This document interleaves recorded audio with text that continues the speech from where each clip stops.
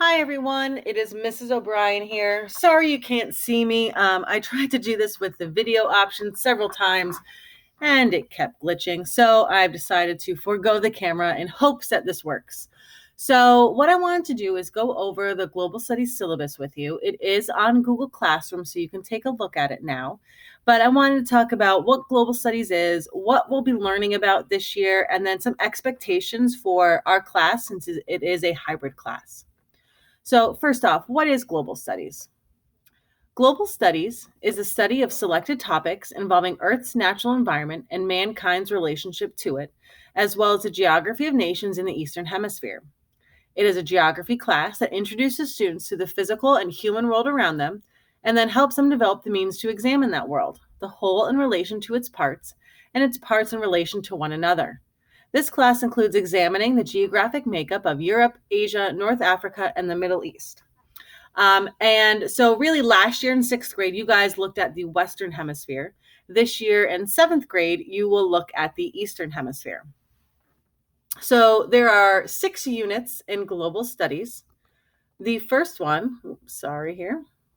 You can see my computer is not really liking me right now. So the first is Unit 1, which will pretty much start on Monday, is the Eastern Hemisphere, or Tuesday, I should say, the Eastern Hemisphere's physical and human geography.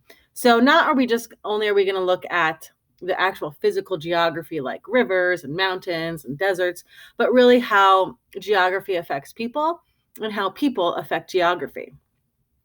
Unit 2 will be the history and culture of North Africa and Southwest Asia. And we'll be taking a look at ancient Mesopotamia, ancient Egypt, Christianity, Judaism, and Islam. And we'll take a look at terrorism, really what it is and what it's not. Unit 3, history and culture of East and Southeast Asia. We'll take a look at Chinese dynasties, the one-child policy, the Korean War a little bit about Japan. Unit 4 is the history and culture of South Asia. So really we'll be focusing on India there and take a look at Buddhism and Hinduism, Gandhi, and civil disobedience. Unit 5 is the history and culture of Europe. So we'll take a look at the ancient Greeks and Romans, feudalism, the Black Death, the Renaissance, and Reformation. And then finally, Unit 6 is kind of an introduction to what you'll be doing in 8th grade.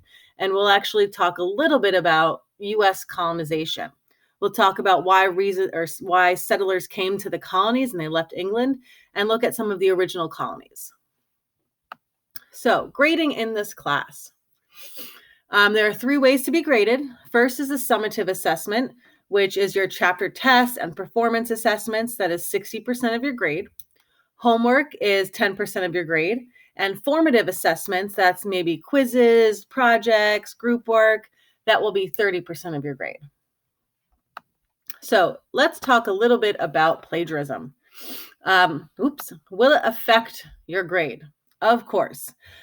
Cheating and plagiarism is not just copying and pasting from websites and passing the work off as your own. It also includes making copies of other students' work and retyping it and saying it's yours. I want to see your work. Changing a word or two doesn't make it your work. You guys have great ideas, and I want to hear them. Okay. What if you do poorly on a test? Well, you all know there is a retake that you can do for summative assessments. I am going to give you a word of caution that since this year, I only see you twice a week physically in class. If you get into the path of retaking tests, it is going to be hard to do that just because of the limited time we do have together. So I will be helping you review. We'll have review games. We will have study guides. There will be plenty of ways for you to prepare for a test so that you don't have to retake it.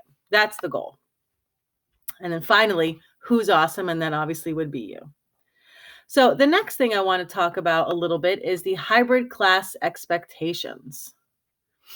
Let's see if this lets me go over here.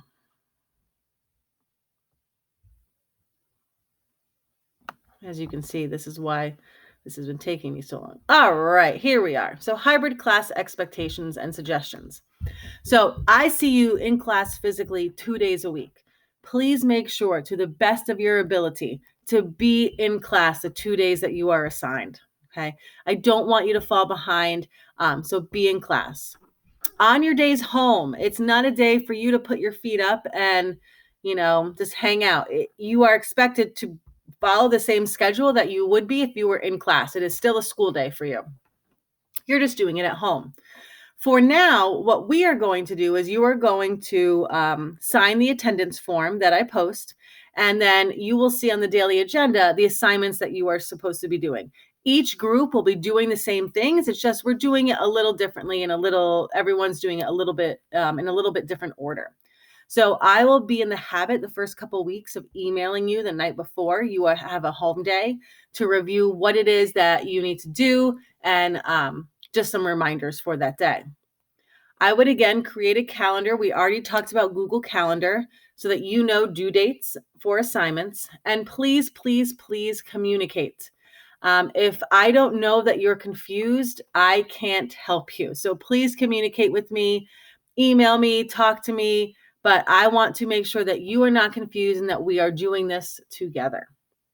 So what I need you to do now, there is a Google form that is on the daily agenda for you, and you will be completing that. So it is a quick 5-point, and you don't have to get it 5-point assignment, just that I know that you actually watched this video. So if you didn't watch the video, it may be hard to complete it, but if you watch the video, then you should be good to go.